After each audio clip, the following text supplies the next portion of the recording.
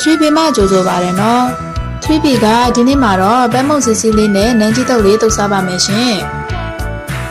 ဟောက်ဆွဲလေးတွေကခန်းနေသေးတာမို့လို့ရင်သွေးလေးအရင်ဖြောလိုက်ပါအောင်မယ်ရှင်ဟောက်ဆွဲလေးတွေရလာပြီဆိုရင်တော့ပထမဦးဆုံးပဲမုံလေးထည့်ပါမယ်ရှင်စီစီလေးစားချင်တာမို့လို့ 3B ကပဲမုံလေးများများထည့်ခဲ့ပါတယ်နော်